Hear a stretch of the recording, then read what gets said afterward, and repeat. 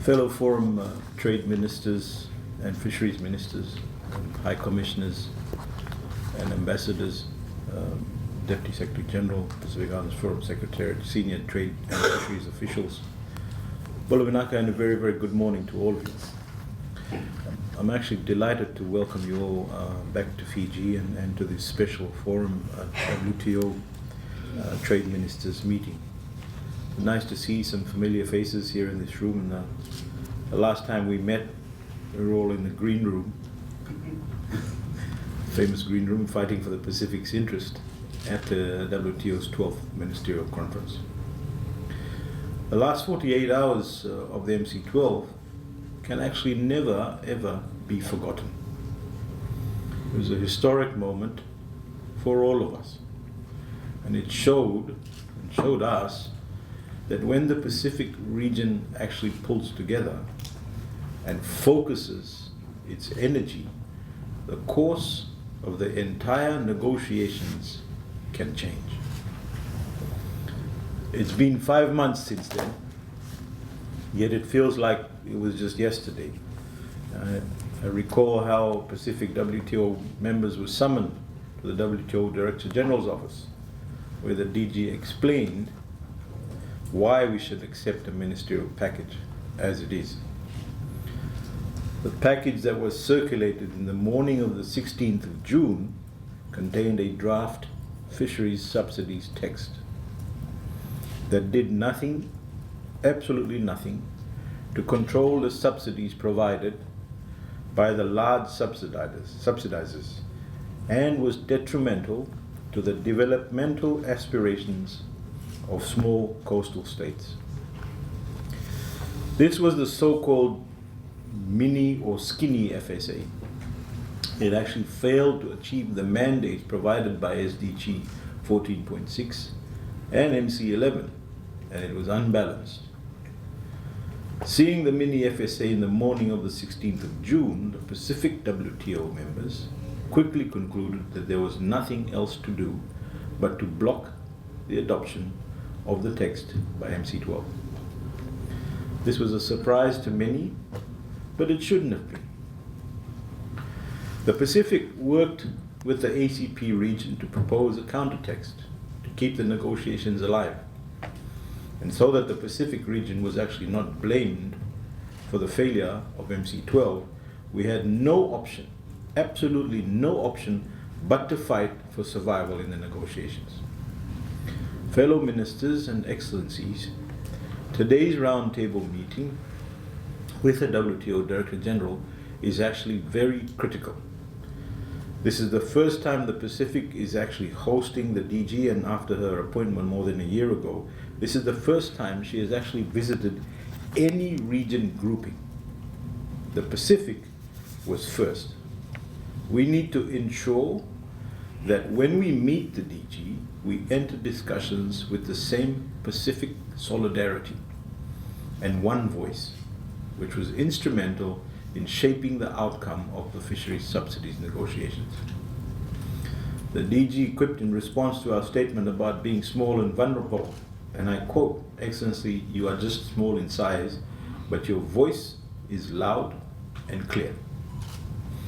That is the power, ladies and gentlemen, of solidarity and actually having a common goal. Fellow ministers, we must maintain that same solidarity if we want to have a comprehensive agreement on fisheries subsidies. It is our job to ensure that the way forward today will be for the betterment of our region.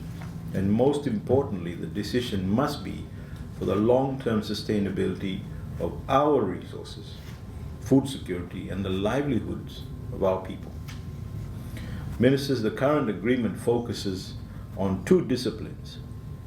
That is subsidies to illegal, unregulated and unreported fishing, and subsidies to overfish stocks. It does not limit subsidies that contribute to overcapacity and overfishing, and does not provide special and differential treatment for developing countries. The MC12 decision mandates the membership to continue negotiation on a comprehensive FSA. And this means we have another shot to address the remaining disciplines and make recommendations to MC13. But before we get there, Excellencies, we have to consider two issues. One is the ratification of the partial agreement and bringing it into force. And second, to prepare for the second wave of negotiations to address overcapacity and overfishing. Fellow Ministers, the Pacific in particular, the Western and Central Pacific, accounts for more than half of the tuna stocks harvested in the world, and approximately 60% of the stock is harvested from the exclusive economic zone of the Pacific countries. Therefore, if we are to progress negotiations and conclude early, not after 21 years, we need the Forum WTO members to maintain momentum and, most importantly, to maintain solidarity as we did so at MC12. The second wave of negotiations on FSA is critical for the Pacific, as overcapacity and overfishing is the most important pillar. There are huge subsidies by distant water fishing nations to build fishing fleets and to support intensive fishing. We need disciplines to curb these subsidies, which incentivize overfishing and prevent the development of the Pacific fishing industry and lower the price of Pacific fish in foreign markets. At the same time, appropriate and effective special and differential treatment must be provided to developing countries and LDCs. This is particularly important for the economic development of Pacific WTO members, as we are yet to build our fleets and develop our fisheries sectors.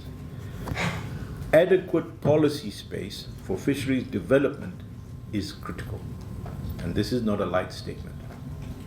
We are fully aware of the importance of the fisheries sector, as it supports livelihoods, food security, and social and economic development, and creates jobs and investments. So our plan is for the long term, and we need multilateral rules to support regional fisheries management efforts and contribute to the 2050 strategy of the Blue Pacific continent, which our leaders endorsed in July this year. Fellow Ministers, I will quickly recap some of the other MC12 decisions that have had impact on the region. And the Pacific Islands rely on trade for basic food and medical supplies. As net food importing developing countries, we need WTO rules to clarify the use of export restrictions and ensure that we have access to food supplies when needed. Related to food security are the reforms of the WTO agricultural rules. These reforms need to reduce distortions in agricultural trade. Colleagues, similarly regarding COVID-19 and the future pandemic preparedness, trade policy measures such as export restrictions should not disrupt access to medical supplies and equipment needed to combat diseases, and equipment needed to make sure that we're all safe. The importance of these discussions to the FICs is obvious. We do not have domestic production capacity.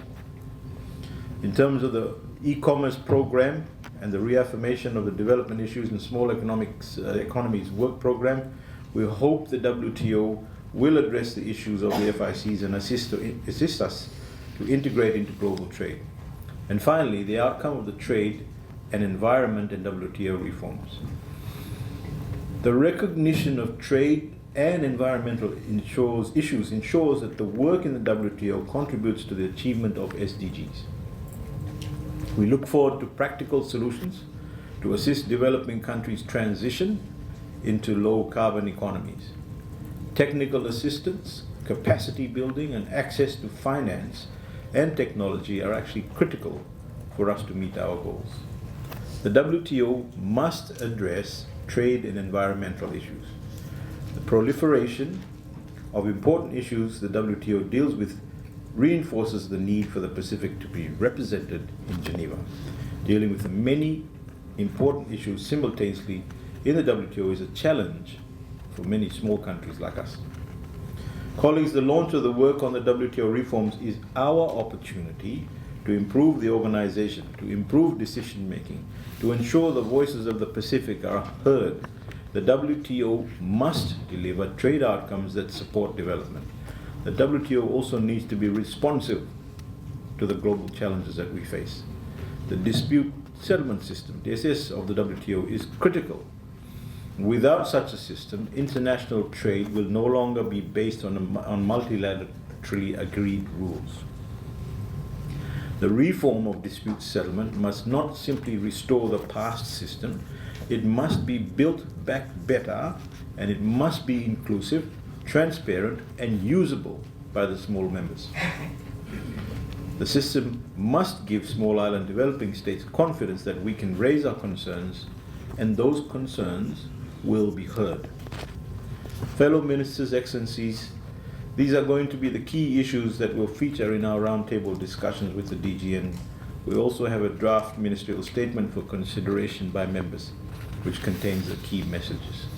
As Chair, ladies and gentlemen, I look forward to your support in conveying our key positions to the DG at the roundtable this afternoon. Vinawale, thank you very much.